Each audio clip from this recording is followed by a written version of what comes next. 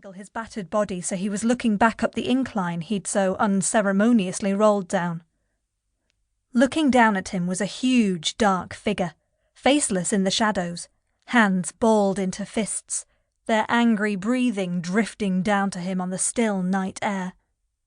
The figure raised an oversized foot to plunge down the slope after him when their head snapped sideways, detecting a noise. Approaching voices. One Eye tilted his head to see a young couple strolling arm in arm down the road towards him, quietly talking, young lovers out for a moonlit walk, so caught up in each other they'd failed to notice the muddy bundle lying in the middle of the road beneath the full glare of the streetlight. The figure at the top of the hill released an angry growl before turning and fleeing back the way they'd come, hopefully to get attacked by those bastard brambles all over again. All his strength finally spent, One Eye could only lie there helplessly as the couple got closer. He hoped they did notice him. They were so unaware of their surroundings he wouldn't be surprised if they stepped right over him. It was the woman who spotted him first, a pretty young thing with long dark hair and sharp, intelligent eyes. "What's up?" demanded the man, a blonde, athletic type who no doubt lacked any discernible imagination. He followed her gaze to the ragged bundle in the middle of the road and released a strangled scream. One Eye couldn't really blame him for this less-than-manly display. He probably looked like something out of a nightmare, lying there covered in mud and brambles, long hair wild and tangled with leaves. Plus his eye patch had come loose in the fall, and he was staring back at them with a single bright blue eye, the other a ragged, empty socket. He couldn't help but chuckle when the man fainted dead away. In contrast, the woman fearlessly rushed to his side, ignoring her fallen beau. "Don't worry, I'll get help," she said, taking out her mobile phone.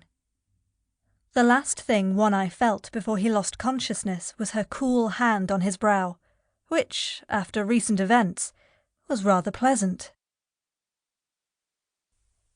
Chapter 2. Deep breath. Gentle squeeze of the trigger. An arc of blood through the air, briefly lighting up red as it passed through the glow of a street lamp, before turning black as it vanished into the darkness. The body toppled to the ground.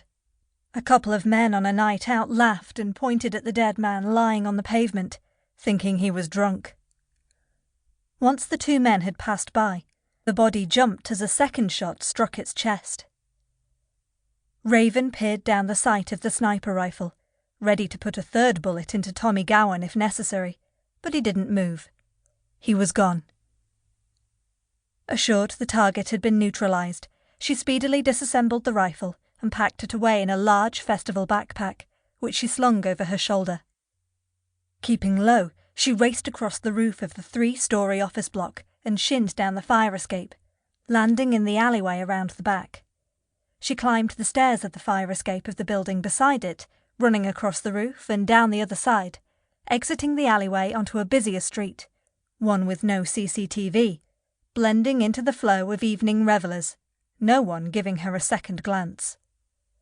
The familiar satisfaction of a job well done flooded her veins. She'd tied her long, dark, wavy hair back into a bun, which was covered with a baseball cap pulled low, shielding her slender, attractive face and dark eyes. Her figure was tall and willowy, and she wore a long black woolen coat, black jeans, and black biker-style boots laced up to the knees. Taking out her phone, she typed a message consisting of the number 13, telling the recipient the job was done. There was no reply. Neither did she expect one. As she got into her car, the sound of sirens echoed vaguely in the distance. Finally, someone had realized Tommy Gowan was dead. Not that there would be much lamenting over that sack of shit. Even the police would be relieved he was gone. Although his criminal activities had been in the petty range, he'd been prolific, constantly in and out of court, spending a few months inside before being released to continue his one-man crime spree. That was until he'd seriously slipped up by ripping off a local gang boss, leading to his unceremonious execution outside a seedy pub in Leeds city centre.